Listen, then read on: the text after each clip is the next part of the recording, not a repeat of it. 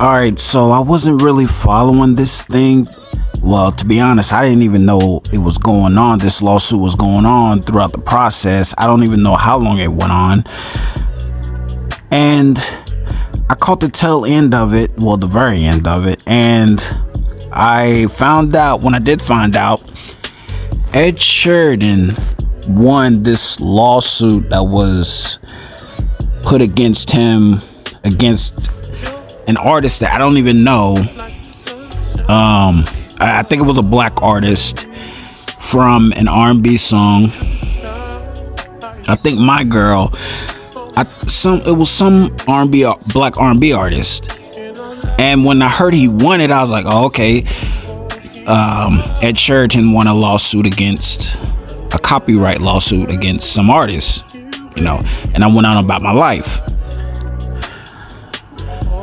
A couple of weeks passed and I started hearing more little bits about it as time went on, and the reaction from white people has been overwhelming. And I mean that as in overwhelmingly in support. White people had what this guy was just, it was George Zimmerman level. It was that killed them, shoot two people during the Black Lives Matter protest. It was like next level, like just unadulterated support. They had their whole feelings involved, and they just supported this guy 100%. Like unimaginable support that white people have for this guy. That I didn't notice at first. That I didn't know that what was going on until, you know, I started hearing about it more and more, until he started doing interviews about it after he won. And the comment sections of social media was just on fire. The amount of support that white people in particular had of this guy is, like I said, just overwhelming. And I say that to say this: white people close ranks. White people support their own. And these were white people that Ed Sheeran is not even from America, but Ed Sheeran had the support of British people, where he's from, Irish people, American white people.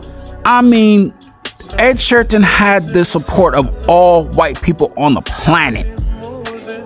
And it was like these white people were invested, not just emotionally and spiritually and connectively. And one thing I realized, white people, you know, can close ranks. That's okay. That's all right. You know, they've been doing it for a long time. White people are very collective in nature. White people are like the Borg. They think as one, they move as one, and it has been very effective in, let's be honest, running the world, producing better societies, and, you know, in terms of supporting one another. It's an advantage. But what's left behind is people like us, black people. What's left in the dust, so to speak, is black people like us. Because let's be honest, you know, and black culture has been stolen, hijacked, profited upon, and seized upon by this collective nature that white people have. You know, we are the Borg. We will be added to our own, or something, like, you know what I mean? Like, we'll take what's best of your culture and add it to our own. That's just what that's exactly what white people do, and they support that. When it happens, we're just like amazed, and like like I said, I didn't think it was a big deal. You know, white people have been doing this for years. You know, what's the big deal? But what I didn't know and what I didn't realize, you don't know what's happening until it's over. You know what I'm saying? Like, I didn't realize he had this much support until it was over. I didn't know what was going on until it's over and it's done. And now, you know, even if there's, you know, something that anybody else wanted to do about it, it's too late. I like the kid. I mean, I have nothing against, you know, Ed Sheeran, but it's just something that I noticed about white folks. And white people hate African Americans so much, but they are completely obsessed with them at the same time.